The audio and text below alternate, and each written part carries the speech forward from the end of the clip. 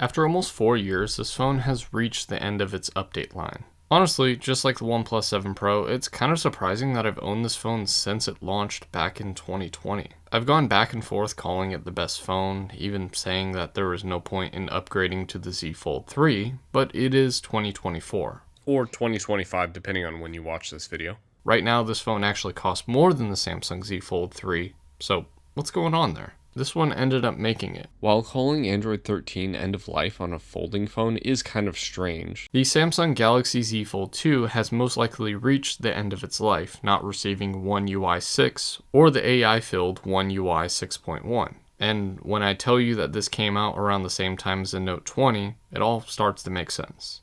This phone is powered by the Snapdragon 865 Plus chip, and honestly is not that bad, but it's also not that amazing. In car terms, this is like a 280 horsepower car. Sure, it's not crazy fast, but it's also not that bad.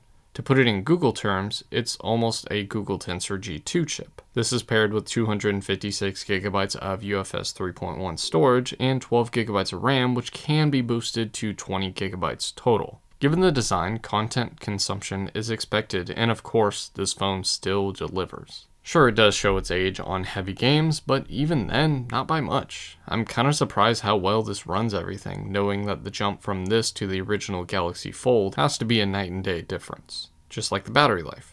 Sure, it's 4 years old, and yes, you might even see the back lift a little bit if the battery is bad, but on mine, nothing too crazy. Even now, I'm seeing maybe a 4 to 5 hour screen on time for a full battery, which is not impressive, but also not disappointing. With the dual cells totaling 4,500 milliamps, expect decent to good battery life. Of course, using the inside screen is going to drain the battery more than the outside, but you would be surprised at how little of a difference it actually is. To charge it, we get 25 watts of wired charging with about 11 watts of wireless charging. We even get reverse wireless. What's funny is that the picture of the wireless charging was from the Galaxy Fold, and they finally changed it, but now it's a pixel of the Z Fold 3 or newer. Good job, Samsung. I guess we should talk about the design of this phone because, well, it's a fold phone after all. We are 5 years in, and this shouldn't be surprising anymore. Ironically, the design is very close to what we got with the Fold 5, just this is before they refined it for 4 years in a row. When closed, we get a thin 6.2-inch OLED panel that is 816 by 2260 and has glass going on top of the OLED and a 60 Hz refresh rate. Yes, they had a genius idea of putting a 60 Hz panel on the front, but this was the second Fold to do that. Imagine paying $2,000 for a 60 Hz panel when 120 Hz OLEDs existed and were made by the same company that didn't put it on their $2,000 phone.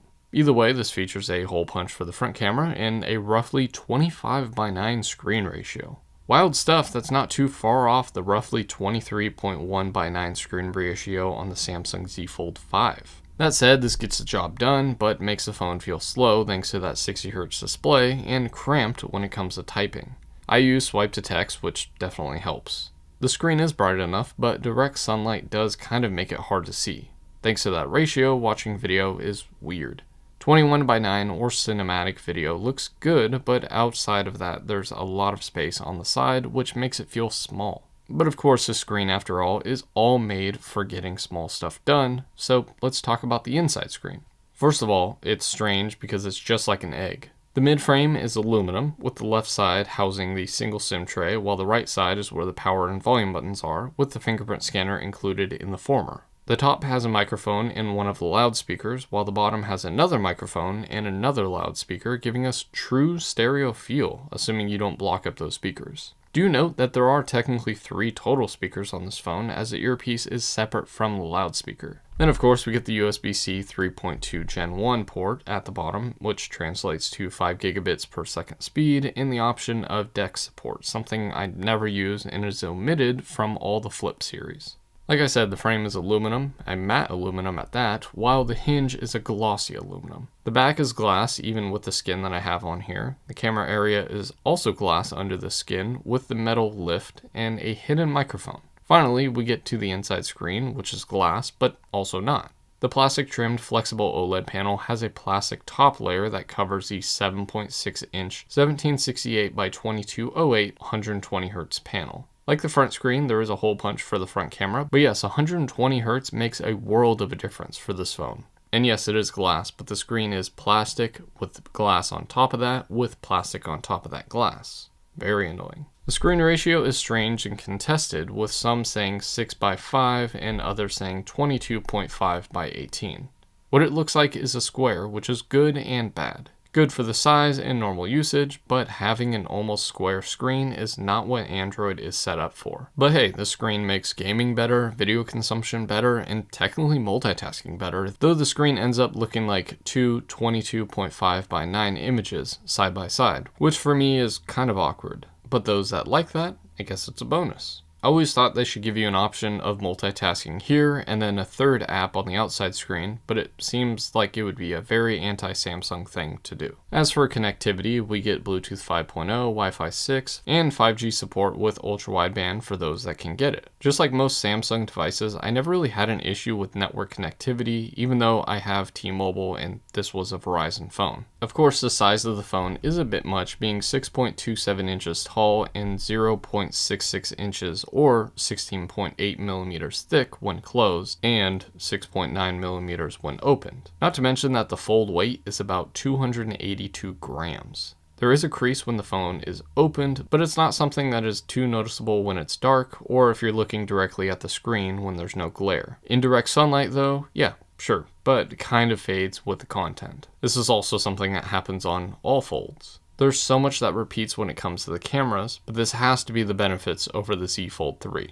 For one, the front cameras are both 10 megapixel fixed focus sensors. It doesn't matter which one you use, they both output 10 megapixel shots and 4K at 60 frames per second video, which both look good. I would like to see a focusable front camera, but hey, at least they didn't throw in the HTC M8 camera in this phone like they did on the Fold 3.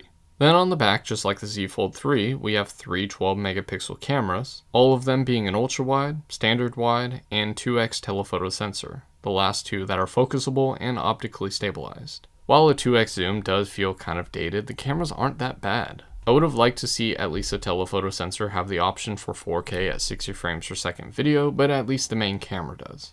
While the image signal processor would be less than what's found on the Z Fold 3, I swear that these images look similar to what the Z Fold 3 would be able to produce. Either way, I'll let you enjoy some shots and music.